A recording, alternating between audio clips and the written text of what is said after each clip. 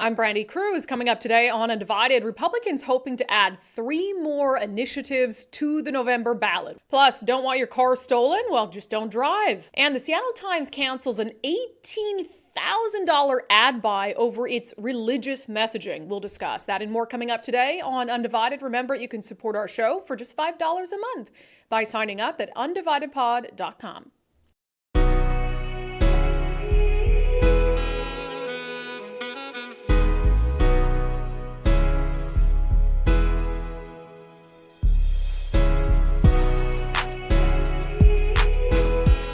Hello and welcome to unDivided. Thank you for being here. Thank you so much for your commitment to giving common sense a comeback. We've almost made it through the week. Our final show of the week, if you're not a subscriber. If you're a subscriber, then we hang out on Sundays. So, I don't know about you, Nicole, but that sounds like something worth $5 a month. It absolutely is. I'm not sure if that counts as this week or next week, but... Sunday... Oh, this is the great debate. Wow, right? I didn't even anticipate this. Is Sunday the first day of the week or the last day of the week? I would typically consider that the first day of the week, but... You would. See, I think it's not the last work week, obviously, day of the week. Interesting. I guess that's when your mind centers around work, then Sunday's the last day. There you go. That's the great debate. That should have been our daily subscriber show poll. Is Sunday the first day of the week or the last day of the week? You discuss and debate internally. We'll see what you have to say on... country thing, right? And here we do calendars Sunday through Saturday, but I think Australia and UK, I think I thought you were saying it's more of a country thing, like in the country thing. Sunday's the last day of the week. Anyway, off track. Man, it has been a great year so far for the Republican Party in Washington State. Never thought I'd say that. They've got a fighting chance to win the governor's office for the first time in 40 years. They forced Democrats in Olympia, who control everything, to pass 3 GOP-backed initiatives.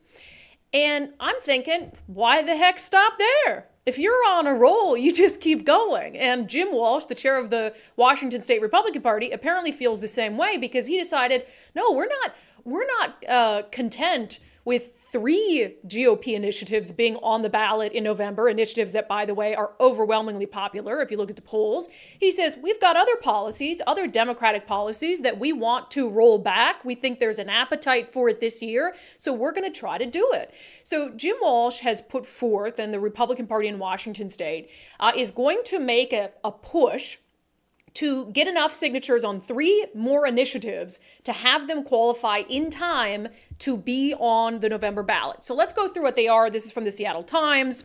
So they involve 3 issues that have been in the news quite a bit, that we've talked about quite a bit on the show. The first one, according to the Times, the No Squatters' Rights initiative, as drafted, would largely apply to situations in which someone without a lease agreement is present on someone else's property, sometimes called squatting. Sometimes called squatting. Isn't it always called squatting? I love how the Seattle Times has to couch like that. But one version would also roll back a hotly debated tenant protection the legislature passed in 2021 that barred evictions without a valid reason. Another initiative would require law enforcement agencies in the state to cooperate with federal authorities enforcing federal immigration law, rolling back Washington's sanctuary state status. The third proposed initiative would repeal House Bill 1589, and that is, of course, the controversial measure that was passed earlier this year that will help Puget Sound Energy transition more quickly away from natural gas. So you've got 3 topics, huge topics, love them all, love, love, love, love, love, love. You've got natural gas, just making sure that you and I, if we have natural gas in our homes, we can continue to do that. The same with businesses and restaurants, doing away or at least reversing a little bit the dangerous sanctuary state policies that have led to the deaths of people. And all that means as a sanctuary state is you are saying, and this is common sense. In fact, I think Alejandro Mayorkas, he was just in Congress testifying, and he said that he believes local jurisdictions should cooperate with federal immigration authorities when it comes to someone who poses a clear and present danger to the public. Not controversial, even in the slightest. And then this whole squatter issue, which, by the way, the Seattle Times and other national outlets, we talked about it a few days ago, are calling a right-wing talking point. It's not. It's happening more than we even know because not every squatter story is on the news. And it's a big deal. And it doesn't make a lick of sense. So making sure that someone can't just go into your home that you pay for, squat there and say, it's mine now. kick me out, you're going to have to go to court. That's absurd. So I think these things would be very, very popular. Let's hear from kind of the two sides of this. Oh, we got a quote from Shasti Conrad, the chair of the Washington State Democratic Party. I'm sure that's going to be deep and profound. Starts with Jim Walsh. He is also a state representative, by the way, from Aberdeen, so he does the dual role. According to the Times, he says the issues driving the new petitions have been the three most common topics so that we just mentioned, raised at recent GOP town hall meetings across the state. They're real, he said, denying that they are efforts to stoke outrage to drive voter turnout. Hell, I think that they do stoke outrage. I think they will drive voter turnout. Whether that's the intention or not, those three things do stoke outrage, and rightfully so. Shasti Conrad, chair of the Washington State Democrats, described the most recent initiatives as a cheap ploy for Republicans to try to dial up turnout. As if they don't use their own cheap ploys. Oh, abortion rights are at risk. Oh, Trump, orange man bad. And cheap. Cheap? That's not cheap. And the last one's cost a few million. I think it was like $8 million. So yeah, cheap, definition of cheap. She said, I think it's partially a failure on their end to find candidates that are inspiring and energizing for both their base and for Washingtonians across the state. And therefore, instead of focusing on winning races, they're turning to these issues that they think will drive turnout for them. The chair of the state Democrats is clearly stuck in obsolete political strategies and tactics, Walsh said in a text message. This is 2024. Common sense conservatives are going to do in all of Washington what we did in Legislative District 19, which is his district, which was flipped. So, okay, a couple things. I actually agree with Shasti Conrad on one point. I do think Republicans need better candidates. That has been an issue for some time. I think ever since kind of Donald Trump, he hasn't been very popular in Washington state. And so Republicans have been very divided between the more moderate Republicans, the Trump Republicans. There have been some very bad candidates as a result. And also, with all the craziness, who the heck wants to run for public office? And normal people are like, not me. So I actually agree with Shasti. Yeah, I do think Republicans need to focus on actually running better candidates. I mean, they have Dave Reichert this cycle for governor, which I think is a real improvement on who ran for Republicans in 2020. So yeah, I agree with her on that, but that doesn't mean that you can't walk and chew gum at the same time. Democrats are consistently dismissing the initiative process, which is why, as I said on the show yesterday, they're hoping to get supermajorities in the House and Senate in Olympia. They are absolutely going to go after the initiative process. They do not want that to be something that Washington voters have at their disposal. It's clear. They attack it at every single juncture. And think about what the initiative process is. It's not like Jim Walsh on his own can put these initiatives on the ballot. They require hundreds of thousands of signatures each. So when they disparage the initiative process, what they're really disparaging are the voters of Washington, who they think are too dumb to understand the initiatives that are in front of them, or too easily duped by Republicans to be able to make the right decisions about those initiatives. So remember that, especially people who align more toward the left. When they disparage the initiative process, they are disparaging Washington voters. They are disparaging the state constitution and a protection and a power that the people have in this state to try to make sure that a government that is supposed to be of the people, by the people, for the people, doesn't step too far out of line. So disparage the initiative process all you want, Shasti Conrad, but if that's all you have and you can't defend, and that's what you never see. You never see them defending the policies that are being targeted by the initiatives. Same with the three initiatives that are already on the ballot in November. The capital gains. You don't see them really talking about how important it is and that money and the spending. You hear them attack rich people. Oh, this is just for rich people. Rich people are just angry. With the Climate Commitment Act, the effort to repeal it, all they do is attack Brian Haywood. Oh, rich mega donor who's pushing this through. They don't actually talk about the benefit of the Climate Commitment Act and why it's so important for the state of Washington to keep it in place. So this is what they do. They can't defend the sanctuary policy because they know that there are clear issues with it. They certainly can't defend giving squatters rights to just show up in someone's house and take it over.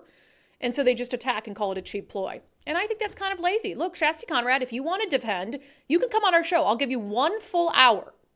1 full hour, Shasti Conrad. If you believe that your positions on these issues, like squatters, right, are the winning positions and that facts and reason and common sense are on your side, then I'm more than happy to talk to you about them on the merits. So Nicole, can we make that happen?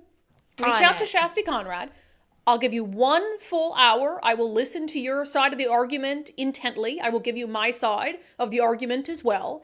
And I'm inviting you to do that because first of all, I hope you say yes, but I know you'll say no. And 2, I'm very confident that I have better points on every single one of these initiatives than you do, because orange man bad, rich man bad, GOP bad, all of that is just going to fall flat with our very, very highly intelligent and independent-minded viewers.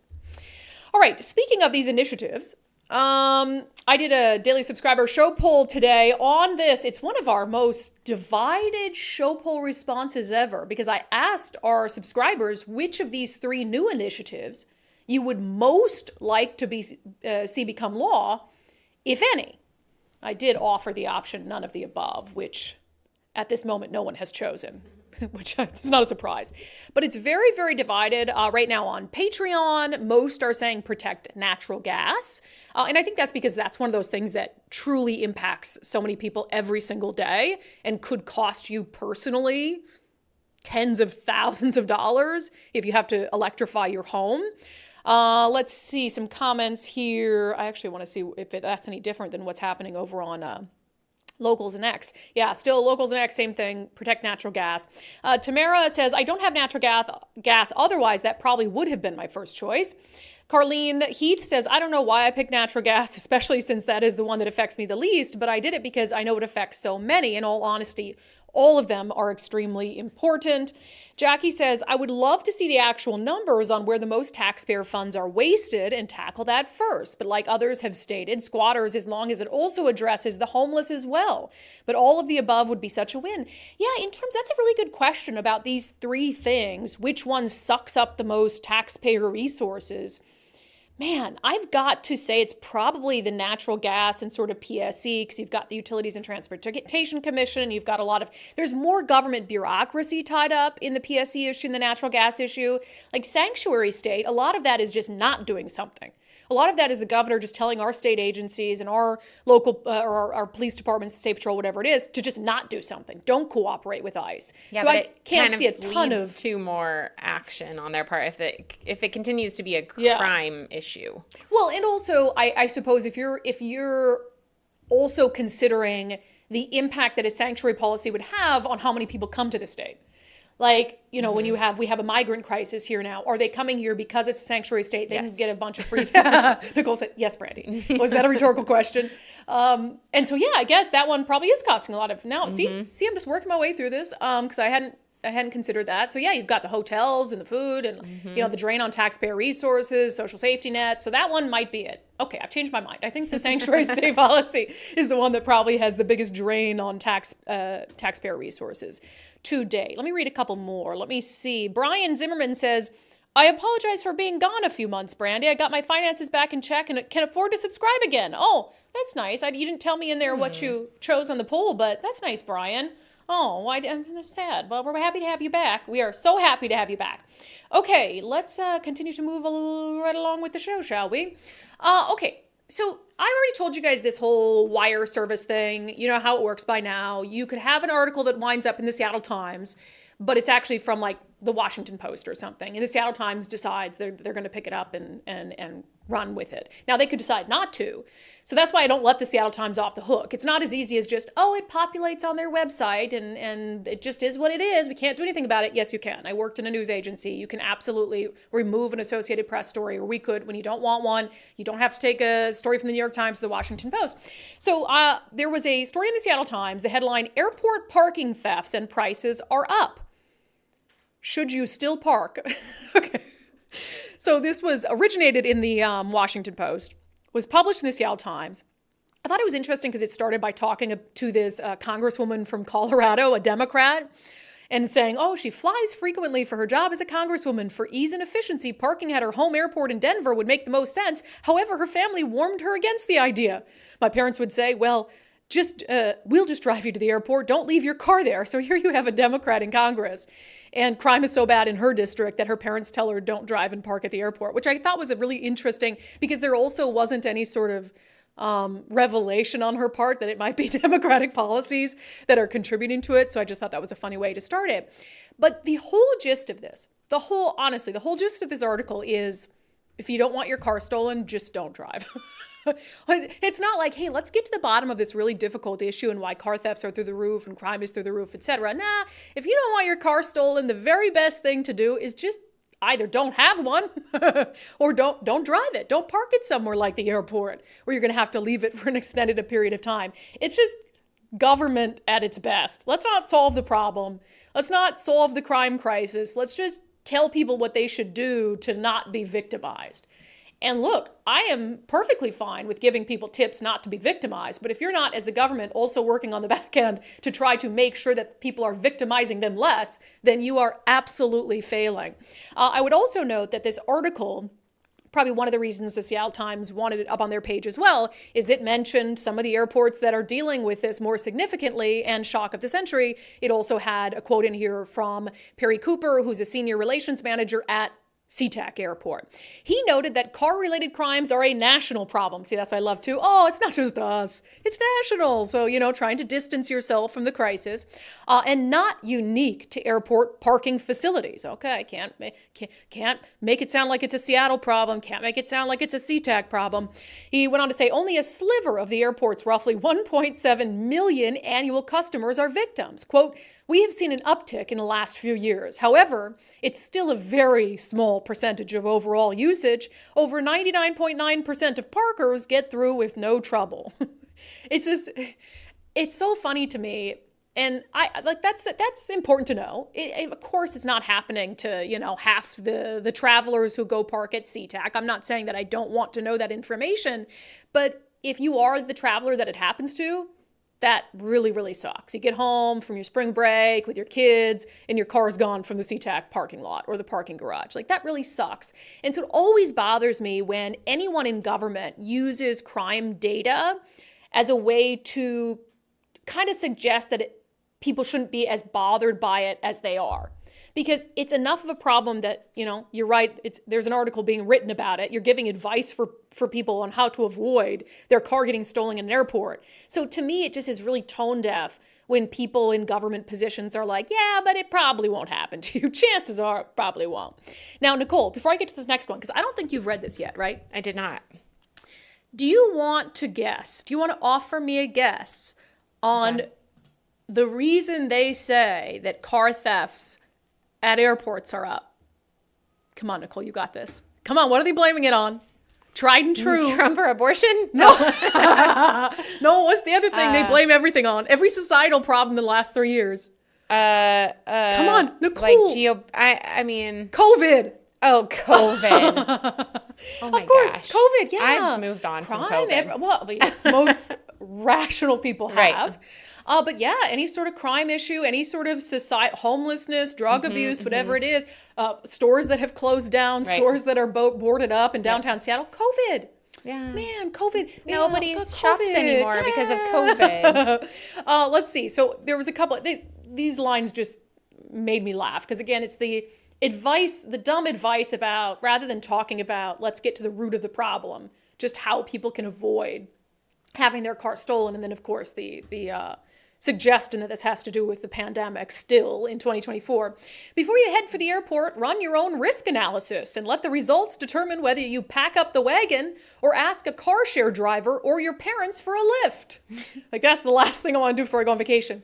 I got to do the Seattle Times and the Washington Post say I have to do a risk analysis on whether I should hire a cab or a rideshare driver and before I take my car.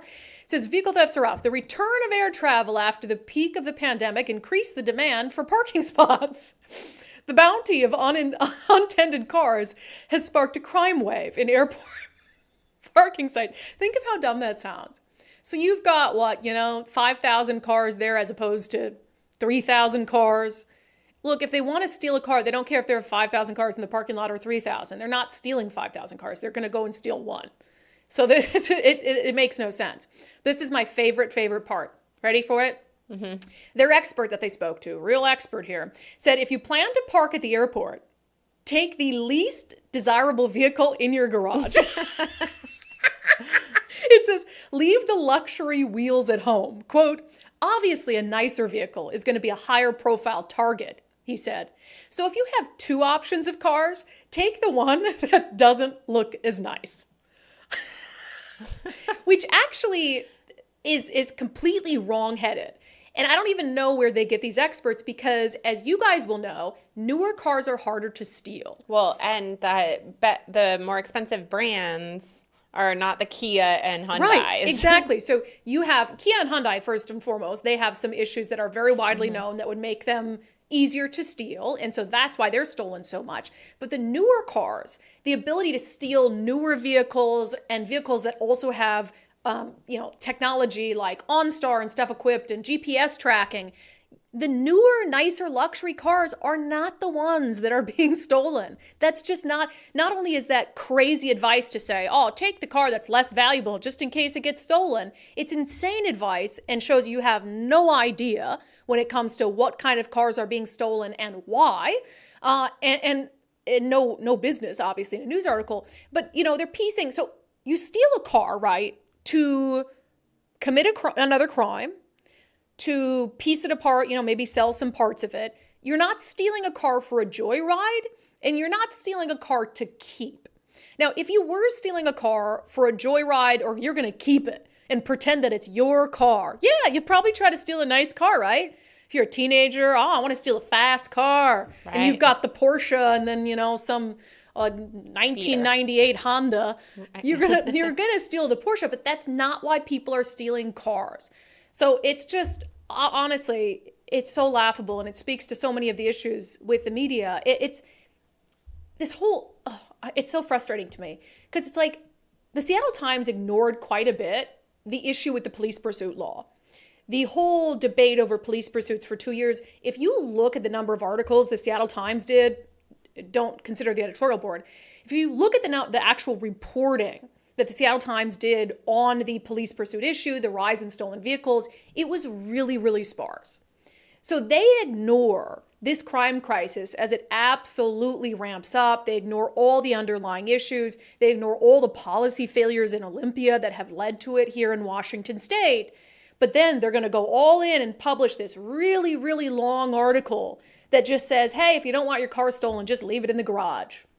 And this is the media, and they wonder why people don't read or subscribe to the Seattle Times anymore. It's insane. All right, I just want to let you guys know about something, because it's a little bit of a follow-up to a story that we talked about last week that was quite the controversy. So you will recall that in Thurston County, the Sheriff Derek Sanders ended up hiring one of the former Tacoma police officers that was acquitted in the murder of Manny Ellis. And this just sparked all sorts of media outrage, and outrage from your regular kind of characters. I mean, the anti-police crowd. They just couldn't believe that a guy acquitted of murder would be hired on with the sheriff's office. But Sheriff Sanders had defended the decision at the time, saying, look, he went through a lengthy background process. He was acquitted by a jury of his peers. He was also acquitted by internal investigations. And he hadn't had any other disciplinary actions during his time as a Tacoma police officer. So Sheriff Sanders had stood by Christopher Burbank and said, yeah, we're happy to have him, and we have a deputy shortage, so it is what it is. Then there was a little pushback in the media, pushback from the typical activists, and apparently what happened is now Deputy Christopher Burbank met with Sheriff Sanders and resigned because he kind of realized that his family was getting death threats, that his life and his job was going to be, time on the job was going to be miserable. So he sort of decided to resign, but then Sheriff Sanders put out this long, almost apology letter to the activists, to be honest. And we were upset by that because Sheriff Sanders seems like a really common sense guy, and he was sort of acquiescing to the mob, and he gave the mob this win. So I just want to let you guys know, in case you're interested, he is holding tonight a public safety forum specifically so community members can come and ask him about what happened here and about his decision making. He said, so we're going to have this forum April 11th. The forum will take place at the Atrium, and that's on Pacific Ave Southeast. It's going to be tonight, 5 p.m. to 7 p.m. He said, I recognize there are significantly varying opinions on this matter. So to keep things cordial, we will adopt the BOCC model for in-person public comment. A sign-up sheet. What's the BOCC model? Will you Google that? I was trying to figure that out, yeah. BOCC. Will you Google that? For in-person public comment, a sign-up sheet will be provided at the venue for those who choose to attend and wish to speak. So he's trying to keep it sort of orderly. I give him a lot of credit for doing this because he is going to get a lot of crap from the activists. And also, there are some pro-police people who have not been happy with him over this. And then there was another issue where he rescinded an endorsement under pressure from the mob. But knowing that, for him to do this, knowing that there's going to be a lot of angry people there, and I'm pretty sure it's going to devolve. I hope it doesn't, but I imagine that it probably will. I give him a lot of credit for knowing that the community deserves that and that he should be willing to, as the elected sheriff, stand up in front of the people he serves and answer the difficult questions that they have. So if you wanted to attend, he posted the information for it on his Sheriff Sanders Facebook page. But again, it's at the Atrium tonight, Thursday, April 11th, 5 p.m. to 7 p.m. Anything on Bosi? No. Buck? I don't know.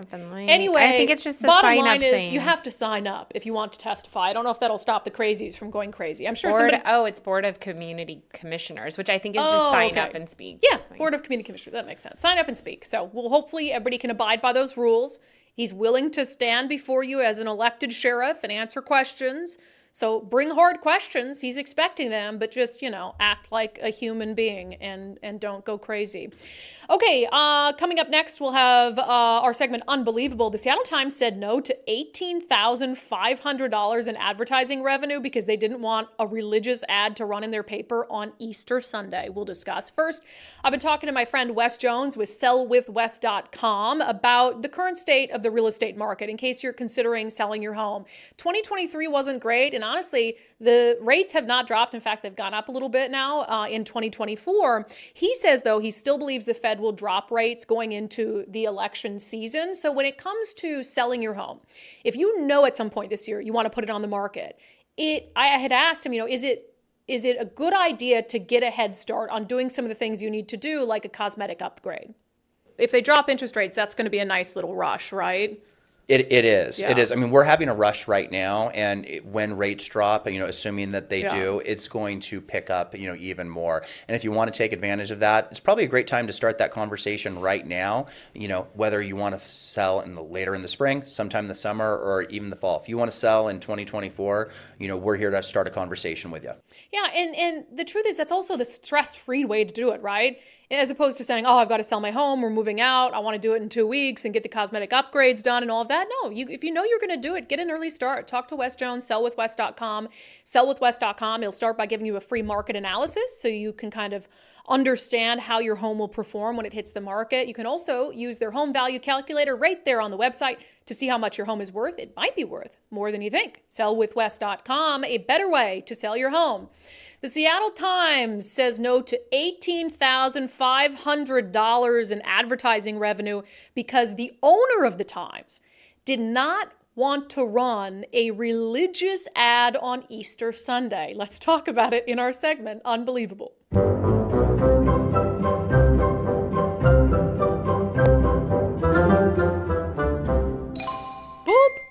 All right, this story is from our friend Jason Rantz. I was going to talk about it yesterday, but we had such a jam-packed show yesterday, so we saved it for today. I want to say up front, I believe in free markets. On this show, I would not accept advertising revenue from someone who I didn't agree with, on an issue I didn't particularly agree with, a business that wasn't doing good business. I would reserve the right to say no, of course, to any sort of advertising revenue. And honestly, I have respect for people who can turn down large sums of money because it doesn't fit within their belief system or how they want to run their business. So I actually have no issue with the Seattle Times turning down this ad.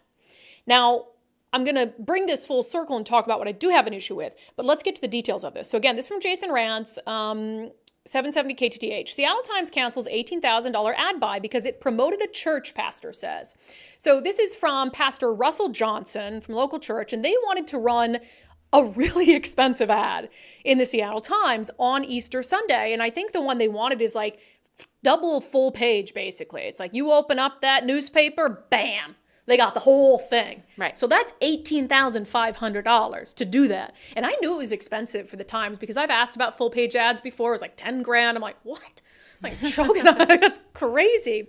So anyway, the process here, and I'll read through this, but the process is you'd reach out to the advertising department, you talk about what kind of ad you want to do, and they might recommend some tweaks. They're not just going to put whatever you want on there. They want to make sure that it fits within their editorial guidelines, etc. So it says the ad copy was eventually given the green light and paid for.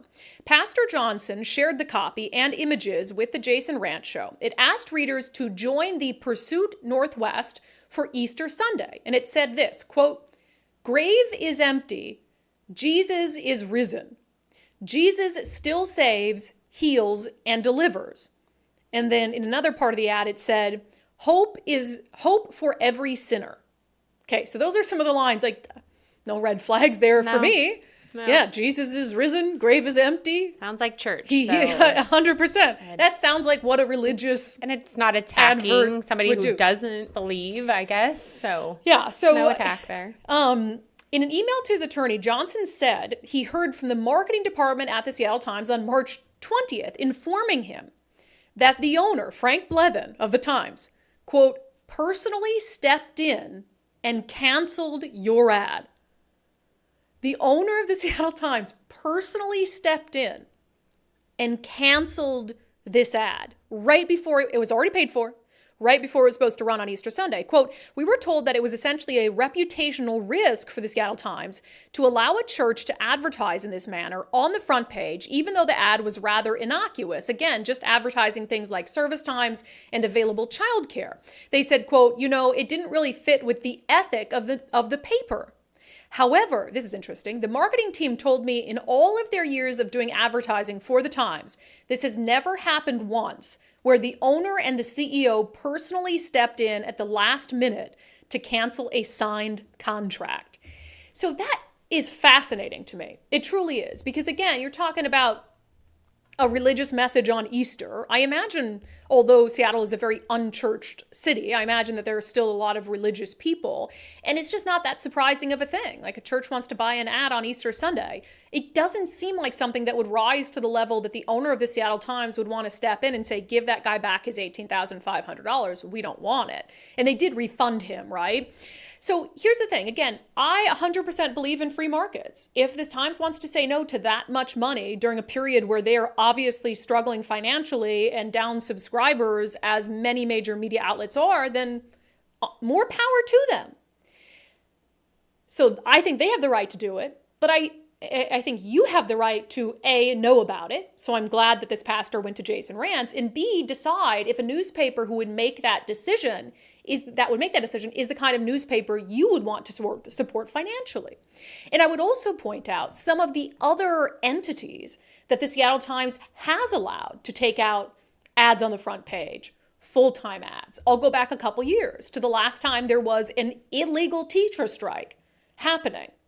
Who did the Seattle Times, on one of the days, the critical days where bargaining was happening in that last strike a couple years ago, where we're talking about, are kids going to be able to go back to the classroom? Teachers on the picket line, something they're not legally protected to do. Pivotal moment to decide whether, they're going to come to a deal. Who did the Seattle Times allow to advertise all over the front page of SeattleTimes.com? The Seattle Education Association. And I reported on this at the time because I was shocked by it. I was truly shocked by it. Because you went to SeattleTimes.com, the entire front page was like all red, Seattle Times Education Association, united for our students, we're fighting for special education, sustainable workloads, competitive pay, and to make matters worse, at the same time, what was the lead story on the front page of the SeattleTimes.com? The very lead story, surrounded by all these ads for the teachers union, was Seattle teachers strike, delaying first day of school, and it had a picture of the teachers on strike, which struck me at the time as an incredible conflict of interest. Now we know how much it costs to get that advertising all over the front page, thousands and thousands of dollars. The Seattle Times accepted money from the teachers union on what was supposed to be the first day of school, when the lead story that day on the Seattle Times was the teachers strike. So that's perfectly fine. That's perfectly acceptable. Frank Blevin doesn't have an issue with that.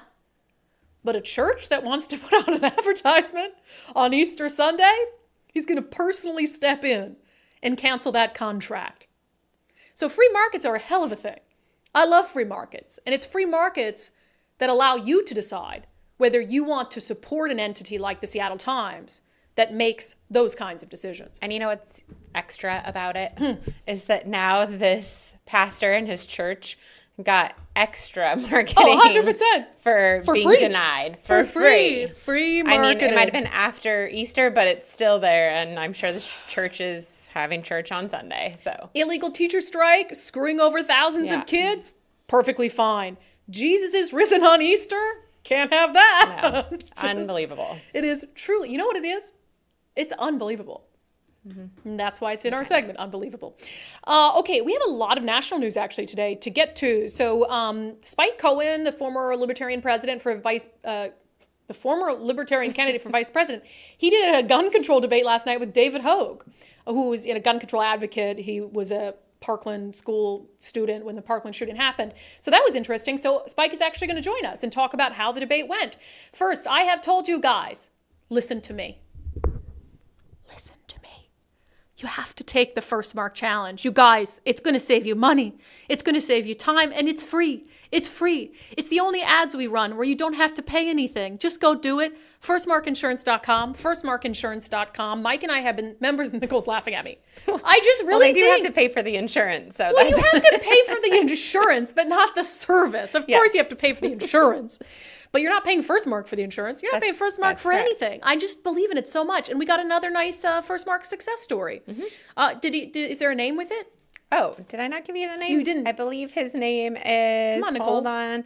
Oh, his last name is Thompson. I know that. Okay, you work on that. I'll read it. I want to thank you for telling us to check out First Mark Insurance. I did the First Mark Challenge a couple weeks ago after receiving a ridiculous renewal statement from my insurance.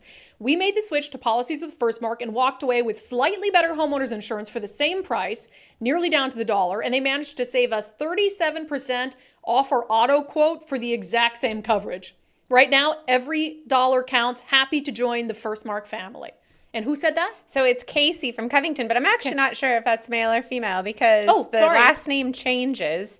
So I'm guessing maybe female. Okay, Casey, that's fine. That's a totally asexual name. Man, woman, Casey, we appreciate it. And that's kind of similar to what happened to Mike and I because we needed more insurance on our home policy. So we were like expecting some ridiculous raise in rates and we got the same rate. So it's like, why would we not have done that? Better insurance, same rate, makes sense. Firstmarkinsurance.com, firstmarkinsurance.com. Take the First Mark Challenge today. The very best part is, guess what? They work for you, not the insurance companies. So they're going to do what's in your best interest. And they're going to fight for you for lower rates, better insurance, all of the above. Thanks, Casey. All right, dipping outside of Washington State. Wow, this is like the Libertarian week on unDivided. A little bit. I got to be honest, though. Can I say something honestly? Love my Libertarian friends. The more I hear from them, kind of the less Libertarian I feel. Right? I know. I was thinking that too this week. I was like, okay. I love my Libertarian friends. Like, look, I think we all have Libertarian tendencies. I think as Americans, our desire for individual liberty and freedom is just baked into us, unless you're a socialist and you're like, I don't want it. And I think the idea is very appealing. And if you summarize it, it's very appealing. But then there's some common sense things where you're like, well, that might be a little too far. Might be a little much. A little bit. And so it's interesting because the more I sort of hear their policy positions described, I think one of the things with Libertarians, before we get into this debate and have Spike on, which we appreciate, I'm not trying to bash Spike. I really like Spike Cohen. I think he's a great guy. One of the things that they get into, I think, is they're very pure in their positions. Mm-hmm. So even if you have something that is not ever going to be feasible and is never going to happen, they still talk about how that's what we want, that's what we fight for. As opposed to like saying, hey, let's not, we might want that. That might be like our wet dream, but let's not. Wow. But we're not going to talk about it because it's never going to happen. Consistent. Right. They're consistent. But Libertarians are like, no, we want that. And even if it's never going to happen, we're going to tell you about it. And then people are like, well, you're cuckoo for Cocoa Puffs. Can I not say wet dream? Off the rails. Can I not say wet dream? I mean, I wouldn't Fever continue dream? saying it, but. Fever dream? Okay. Gotcha. Okay. Anyway. Dream would work. It's just stupid. It's really dumb. All right. Anyway. Yeah. Okay. Great. So last night, Anyway, last night at Dartmouth University, there was a debate between Spike Cohen and David Hogg. So, of course, Spike Cohen, we've had him on the show before. He was a former vice presidential candidate for the Libertarian Party. And then David Hogg, he rose to prominence after Parkland. He was a Parkland student, and then the shooting happened there. And he sort of went off on this trajectory of advocating for gun control. So they had a debate at Dartmouth. I wanted to play you just a little bit of their opening remarks. You know, I'll acknowledge that no law is perfect by any means, but there still is the need to have them in a society with order. And that applies to guns as well. You know, no right is unlimited. There's a reason why you can't scream fire in a crowded theater in the first place. But that also means that we have to address, as I said, why somebody picks up a gun. In my case in Parkland, that looks like addressing the fact that the shooter at my high school had repeatedly, he was a 19-year-old, that had repeatedly threatened to shoot up my high school.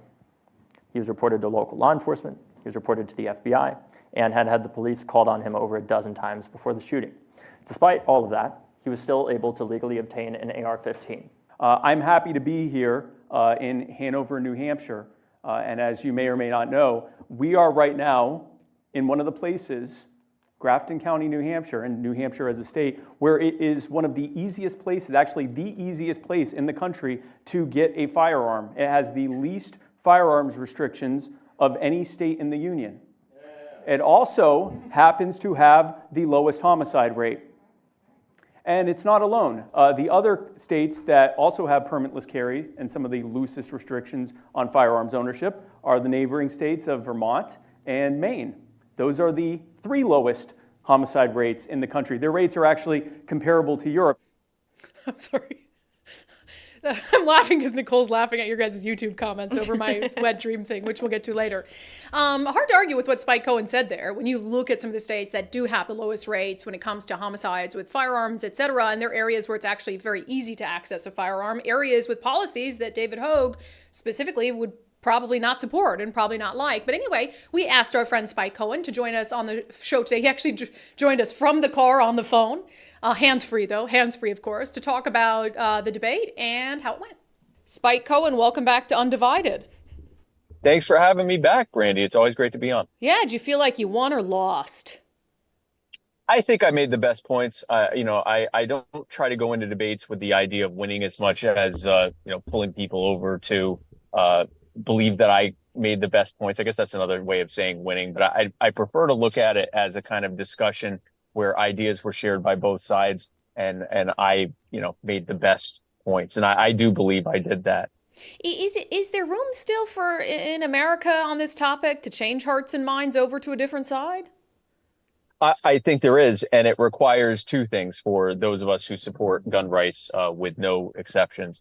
The first thing we have to do is make it clear that we absolutely agree with even those who are on the furthest on the pro-gun control side, that things like school shootings, mass shootings, gun crimes, or any kind of crimes, any kind of violence are unacceptable things that we need to try to reduce as much as possible.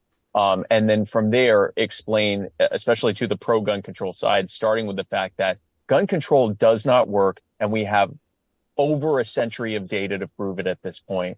And then from there to talk about the solutions that we believe would actually solve this problem. We're not going to get everyone, but there are many people who think we don't care. All we care about are our gun rights. We don't care how many people die in the process. That isn't true, and the facts are actually on our side that gun control doesn't work. Is it hard to debate? How do I put this? Is it hard to debate someone like David who came to his beliefs through such an emotional avenue? Like, is that kind of does it feel like a trump card for him sometimes?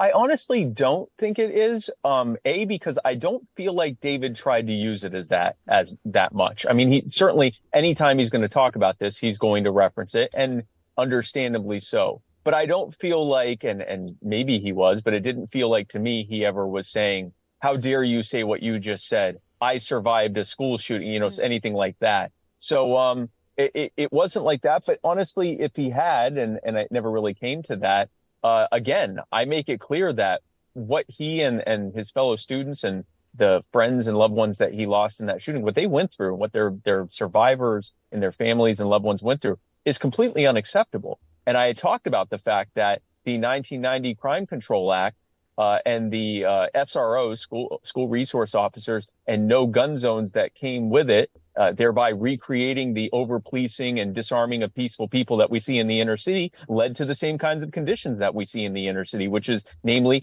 far more shootings than before it was implemented. So on, what happened in Parkland, and this was brought up as well, and he talks about the 19-year-old who carried out that shooting. And as you said, you agree, of course, everybody agrees we don't want shootings to be happening in schools. We don't want school children to be murdered in mass. I mean, to suggest otherwise is ludicrous.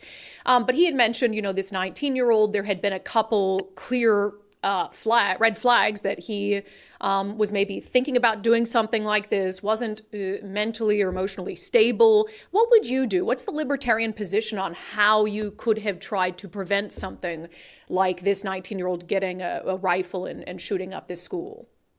Yeah, the Libertarian position is that Nicholas Kruse made multiple threats about shooting up his school. That in and of itself was enough reason for authorities to come in, question him, seize his firearms, and possibly arrest him for terroristic threats. They didn't. They failed.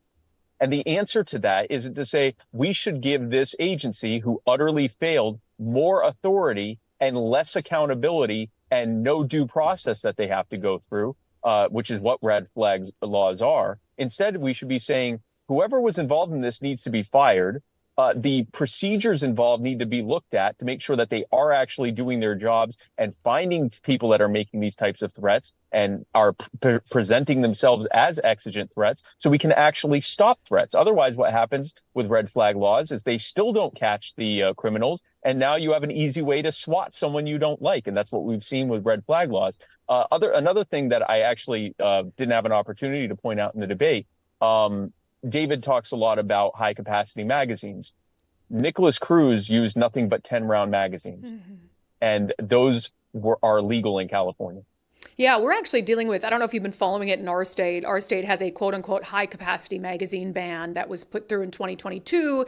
And they consider high capacity magazines anything over 10 rounds. And just on Monday evening, a judge in Washington state ruled it unconstitutional. Our attorney general got a stay. Is that a case that you're monitoring? And I guess, what do you think the broader implications of the outcome of that will be? Well, yeah, the broader implications are, thanks to the Bruen decision, unless they can show something prior to the Second Amendment that was being implemented in the colonies or the post-revolution government, the colonial Congress government in any of the states that was anything like that, then it's DOA.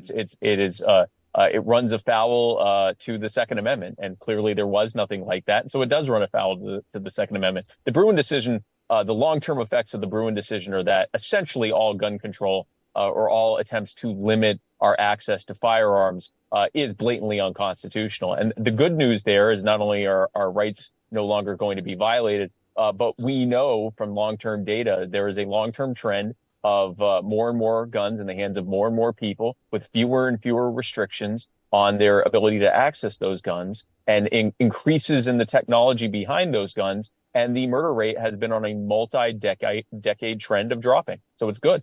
Yeah. Let me ask you really quick, just because you mentioned it earlier and I wasn't able to identify what your position is on it, is SROs.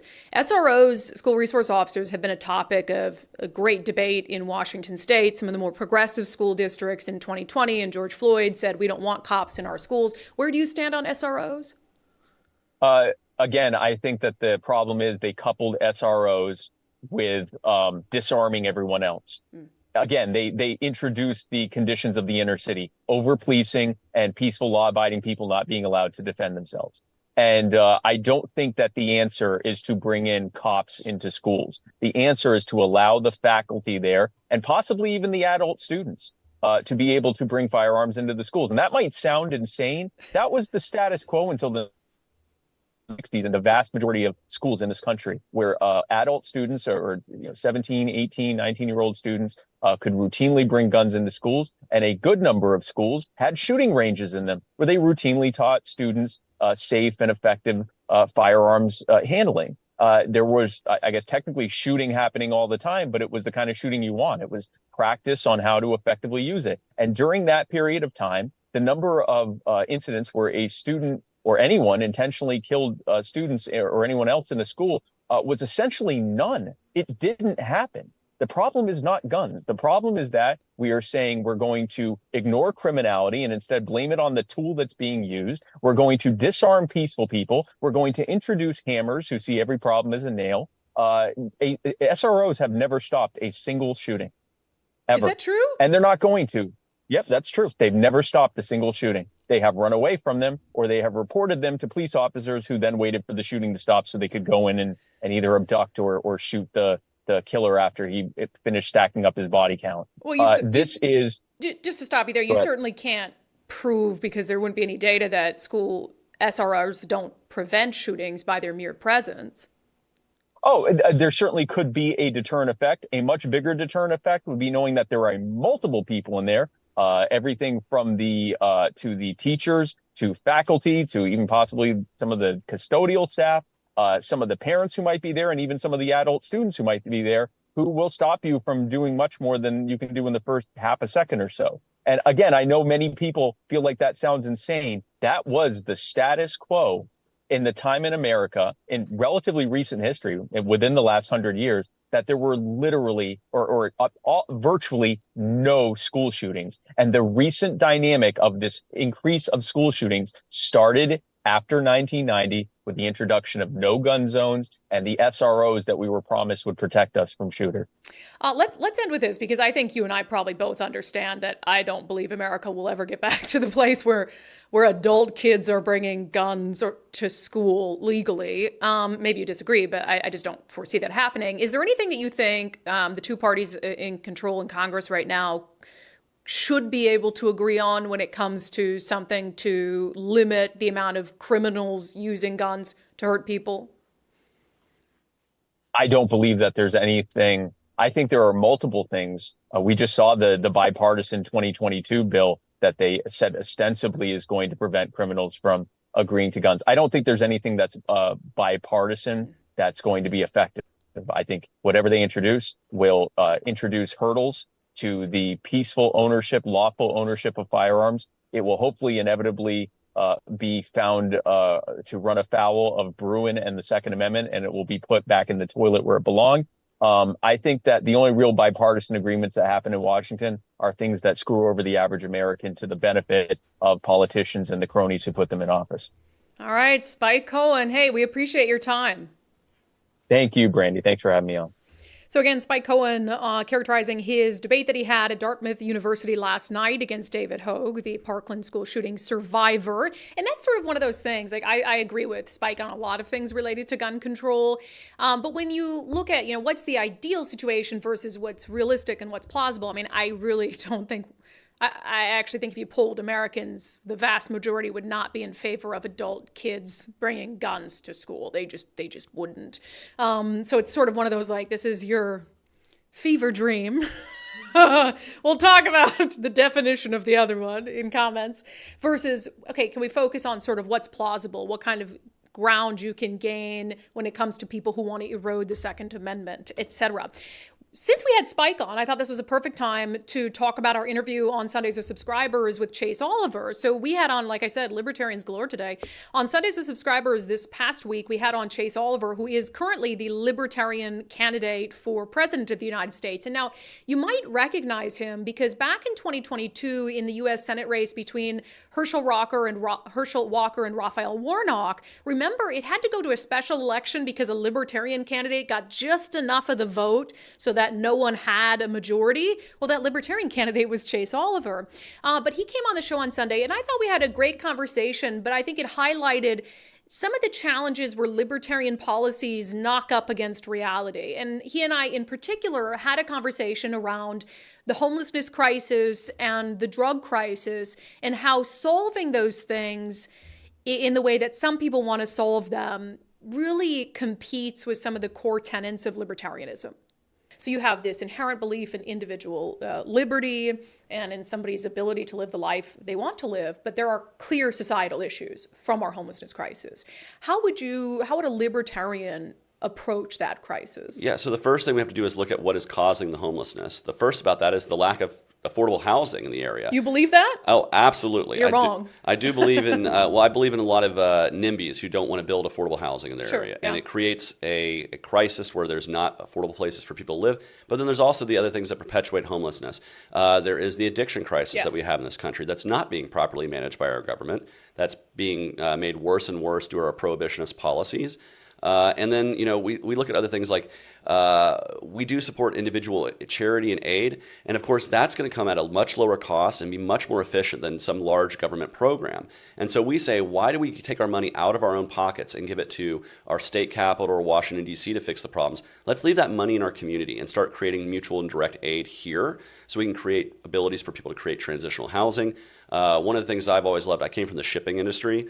And it's these tiny villages that people are starting to build in cities where they take containers, build small little homes to allow transitional housing. You get them off the street into a temporary housing so they can get clean, get a job, and transition themselves into more permanent housing, and then you move the next person in. Yeah. And programs like that, when done at the individual community level, can do far greater good than these on-high, mandates from the state government where they have to take your taxpayer money.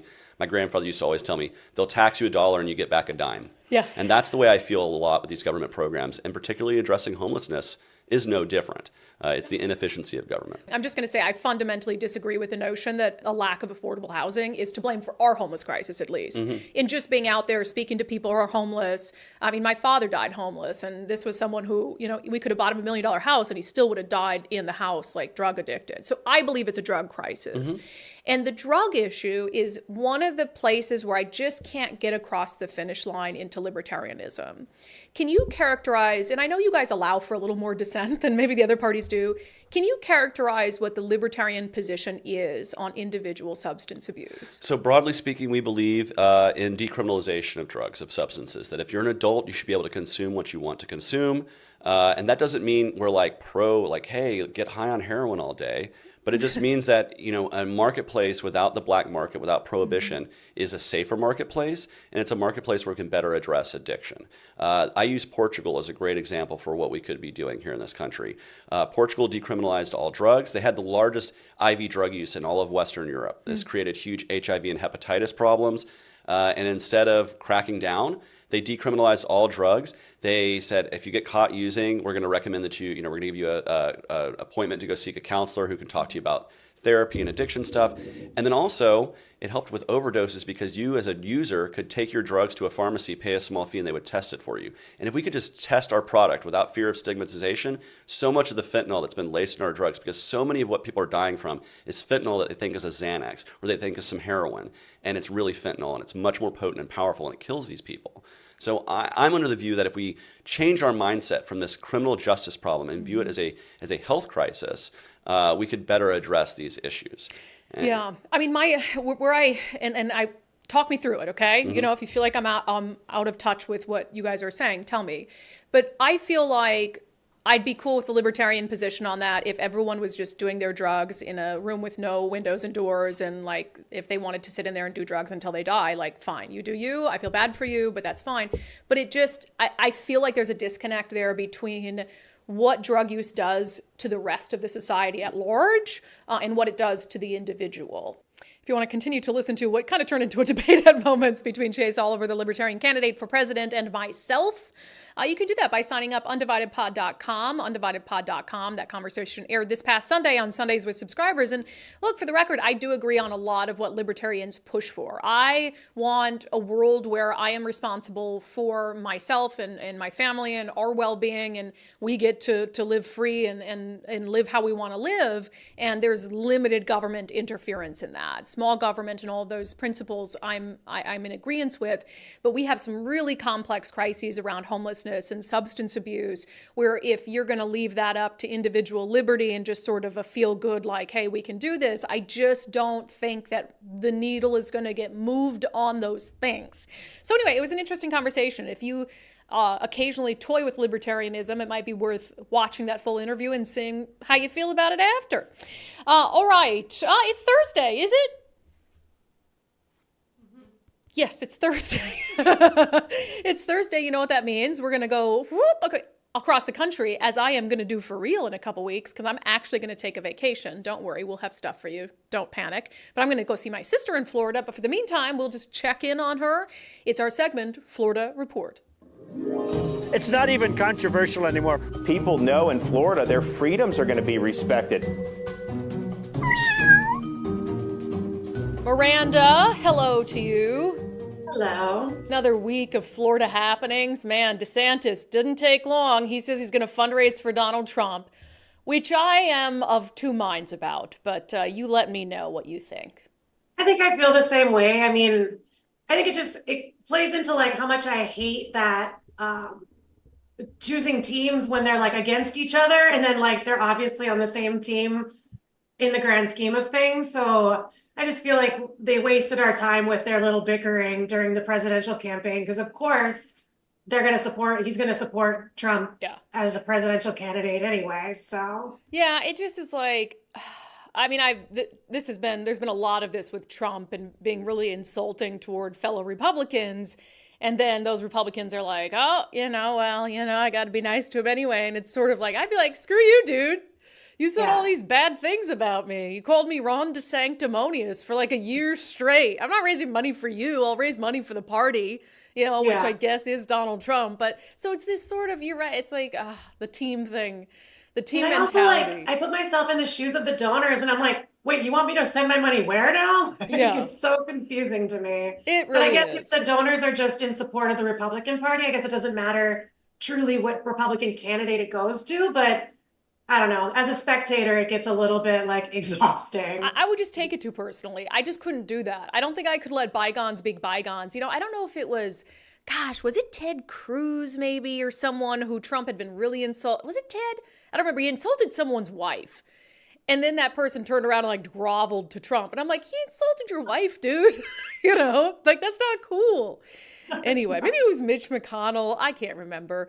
On some other DeSantis Florida news, so we talked on the show previously about how there was law in Florida that basically said teachers can't foist their preferred pronouns onto kids. So a judge has now blocked that, saying it's essentially overreaching. It goes too far.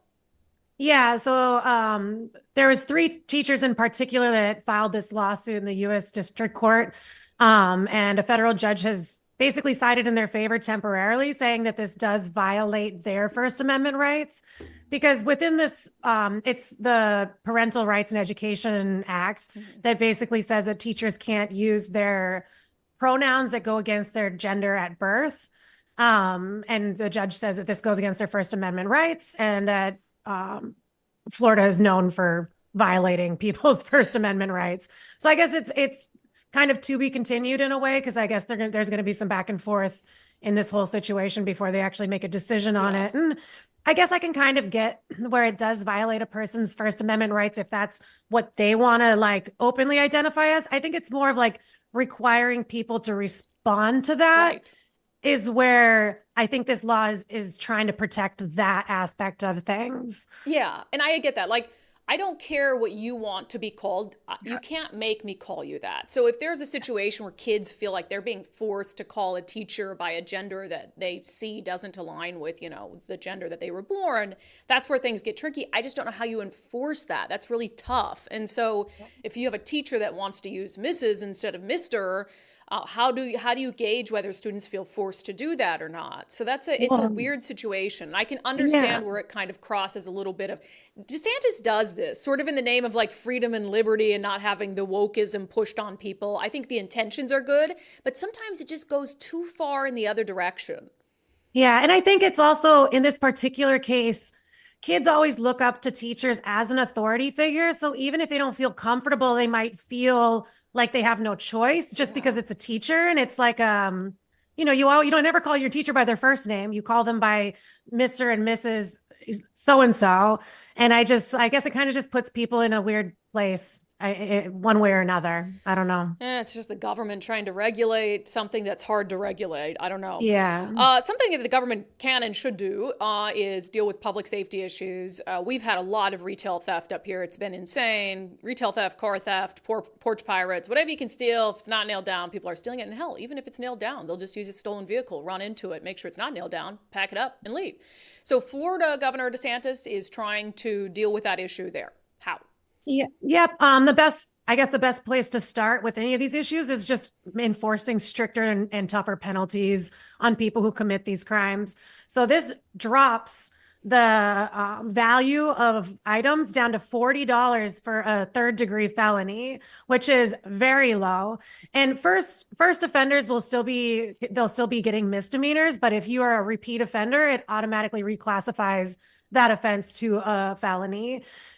He signed this bill out of Walgreens, basically saying like people have to go through like Fort Knox type security just to buy toothpaste and laundry detergent because people steal it. And that's not fair for people who just want to like go in, get their stuff and get on the way. They got to wait for employees to come and unlock stuff. It's just ridiculous.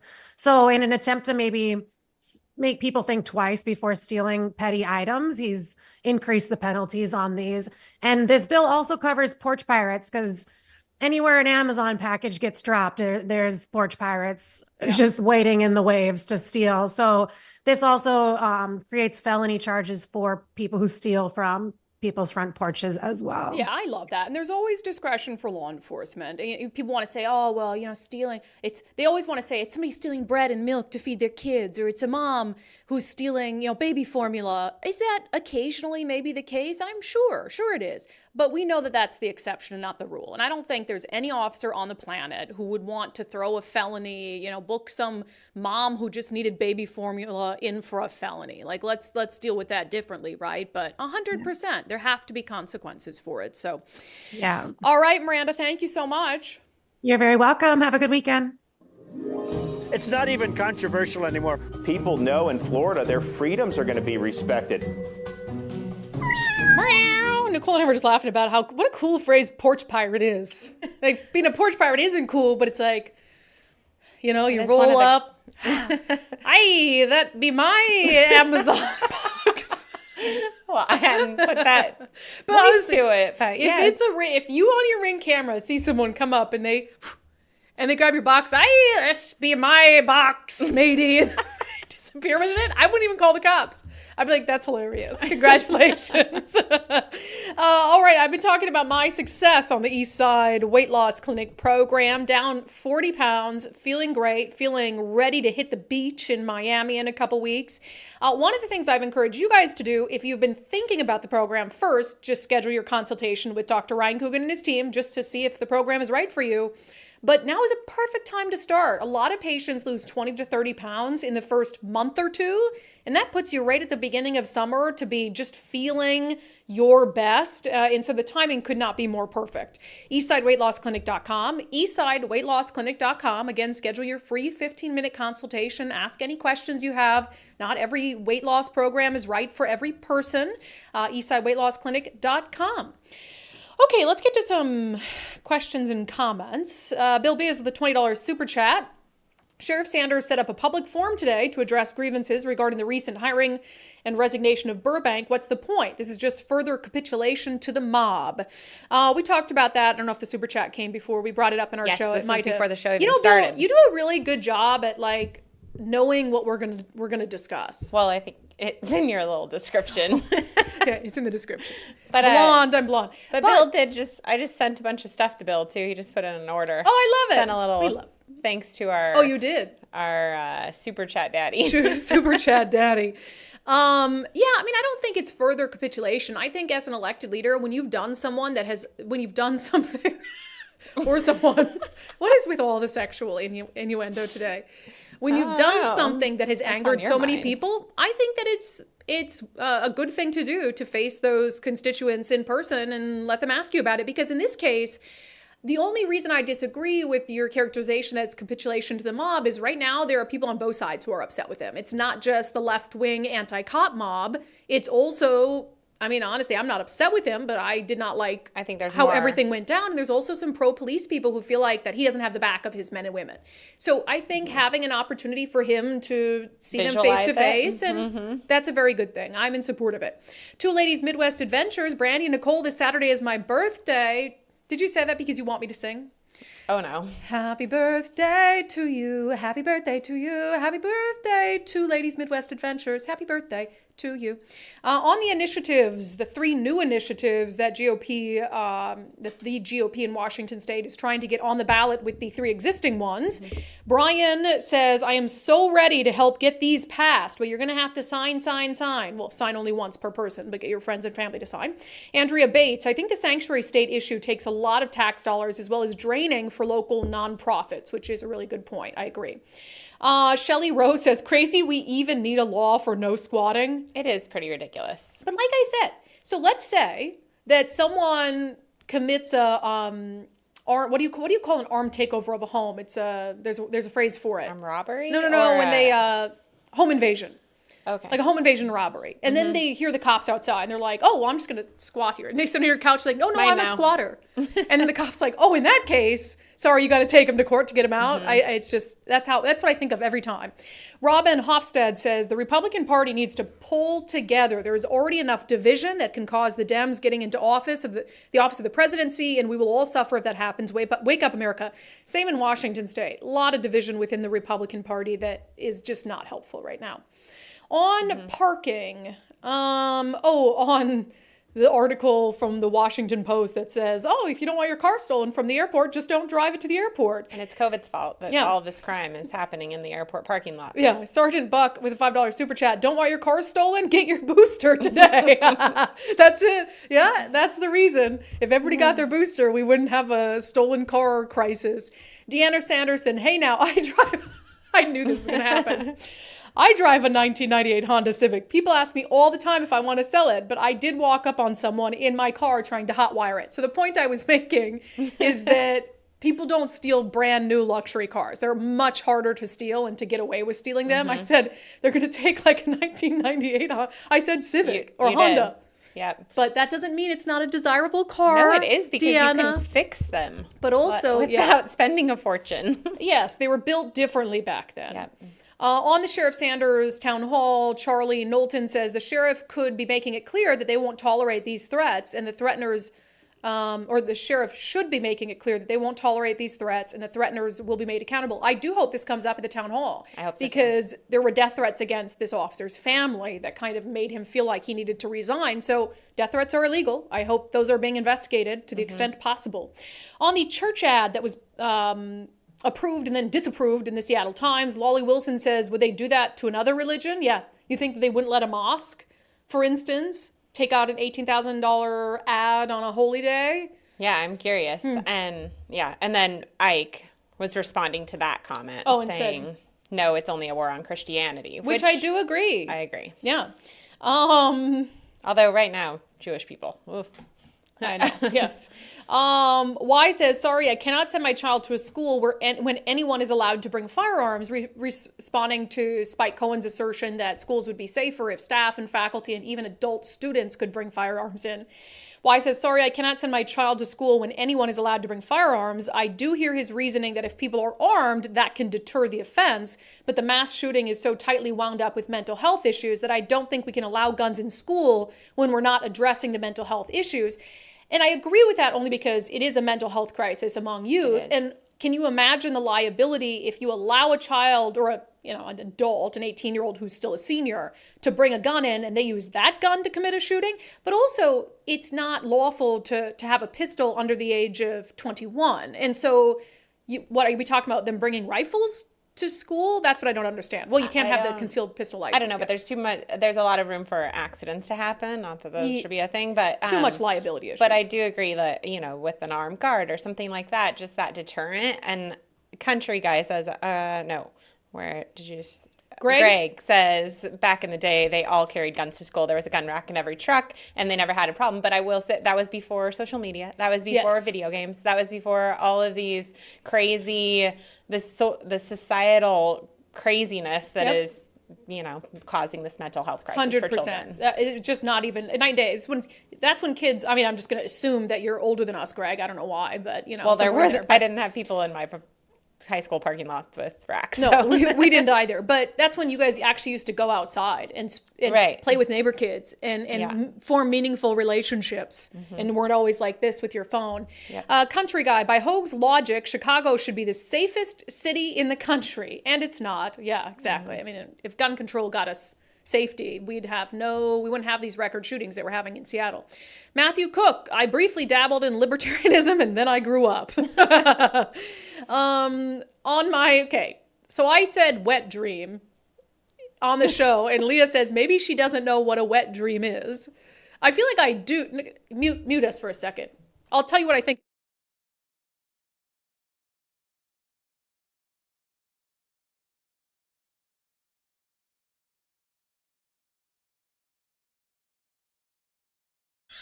Okay, I know what it is.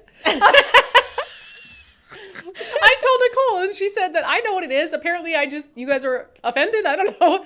I shouldn't have said that. I'm sorry. I'm a professional. Again, Adorable Deplorable says add $1 to the naughty jar. So maybe we should start a naughty jar. Well, I owe a lot of money to the jar. Now that we have our charity of the year, I got to catch up on snorts, swearing, and apparently sexual innuendo. We'll just add the list of things I need to stop doing. Okay. I love that you had to check that with me. Well, I just want to make sure, like maybe somebody's going to do a lip reading of what I said to you. But I mean, okay. Anyway. Yep. All right. We'll get to our closing sanity check in a moment. But first, every Thursday we talk to our friend Zach Abraham. There was an article out this week that said that we're at a record number for the amount of money Americans believe they need to retire. Think about what that number would be for you.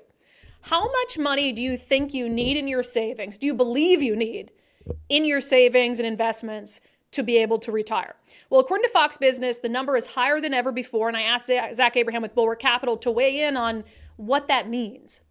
Zach Abraham, welcome back to Undivided. Hey, thanks for having me. Glad to be back. What's your magic number to retire? 70 million? It's not so much mine, it's the wife's. Oh, throwing her under the bus.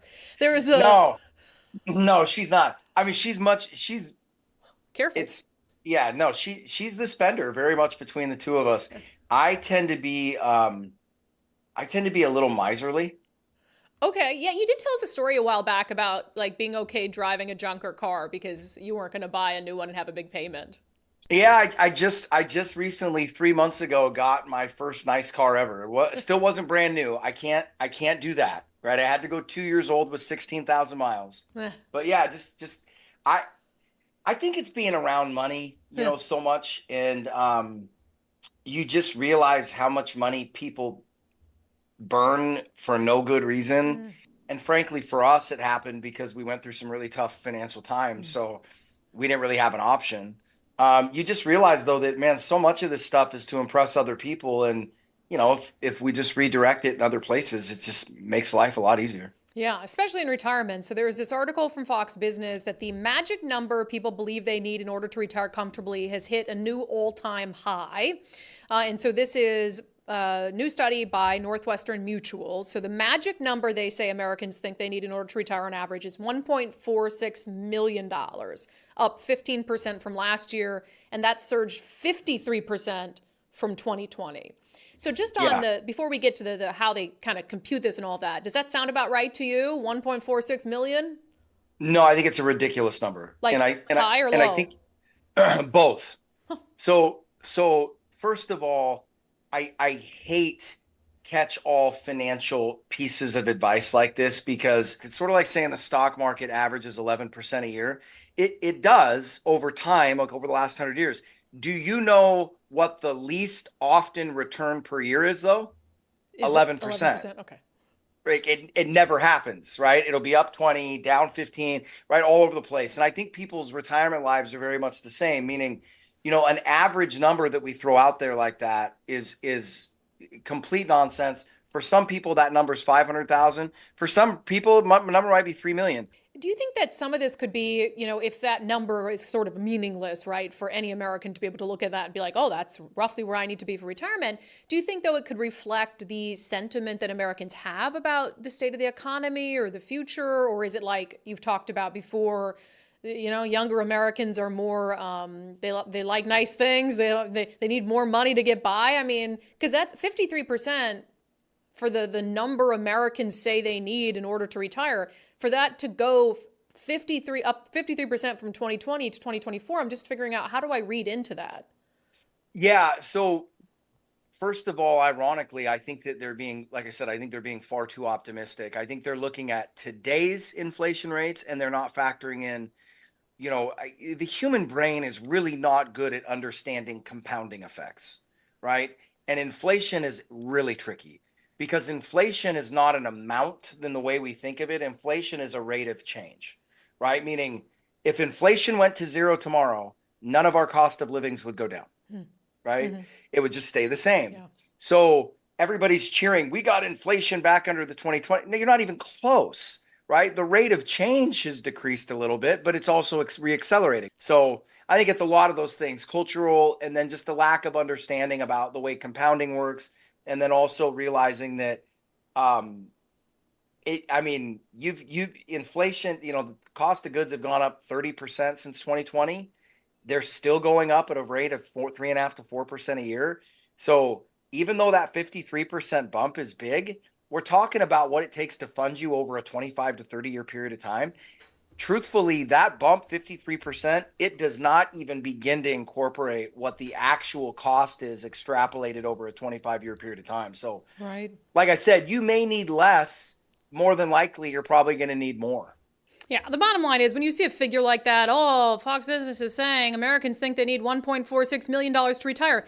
That's probably not going to apply to you. You got to look at all these individual factors. You got to make sure that you have someone in your corner who's protecting your retirement and helping you figure out what kind of retirement you want. What do you want your retirement to look like? And obviously that's going to dictate how much money that you're going to need saved. So I suggest having a free Know Your Risk portfolio review with Zach Abraham and his team at Bulwark Capital. He also hosts, by the way, the Know Your Risk radio podcast. Their portfolio review, it's just a great way to see if you're overexposed to risk. There's no obligation. They don't even let you invest with them at your first meeting. So schedule your free risk review now at knowyourriskradio.com. That's knowyourriskradio.com. Investment advisory services offered through Trek Financial LLC, an SEC registered investment advisor. Investments involve risk and are not guaranteed. Past performance is no guarantee of future results. All right, ladies and gentlemen, let's get to our closing sanity check, and it takes us to a Chick-fil-A. All right, former President Donald Trump on the campaign trail walked into a Chick-fil-A in Georgia, which I still have not been to a Chick-fil-A, which I think is our sanity check for the day. Brandi is insane because she's never been to a Chick-fil-A. But Donald Trump has. He walked into one in Georgia to order a bunch of milkshakes and chicken, and I gotta say, the crowd absolutely loved him. Can I have 30 milkshakes? And also some chicken, and we're going to take care of the customers. Is business good? You're making a lot of money? You're getting rich, right? Thanks very much. Look at the way you hold. They like each other, right? I don't care what the media tells you, Mr. Trump. We support you. We support you, Mike. Okay, 4 p.m. We've been 4 p.m. Come here, let me give you a I don't care what the media says. We support you, Mr. Trump. Now, look, that's one woman. I know why conservative media is sharing it so much, because it's a black woman who tells Donald Trump, I don't care what the media says. We still support you, and gives him a big hug. So I'm not going to read too much into that. I think there are an awful lot of black Americans who don't support Donald Trump. What I do think, though, and what that clip shows is he's a funny guy. He actually is a fairly personable guy, and I don't think that he gets enough appreciation for that fact. And so that's what I saw in that clip. Nicole's like, I do. I didn't see that he coming. Cracks me up. I mean, my thing was just that, hey, Joe Biden goes to get ice cream and it's on CNN, MSNBC, all of these different, and then. But let me make sure. Sorry, that was. Oh my God, that was Trump me licking an ice cream cone. To Chick-fil-A, buys the whole restaurant food, and I'm done. I gotta go before I have any other moments today. That was me imitating Joe Biden, licking an ice cream cone. that has been our show for today. Thank you for being here. Thank you so much for your commitment to giving common sense a comeback. A great interview for you coming up on Sundays with subscribers. We're going to bring in a Seattleite who has done an awful lot to fix up the Georgetown neighborhood, owns a lot of businesses and buildings in that area.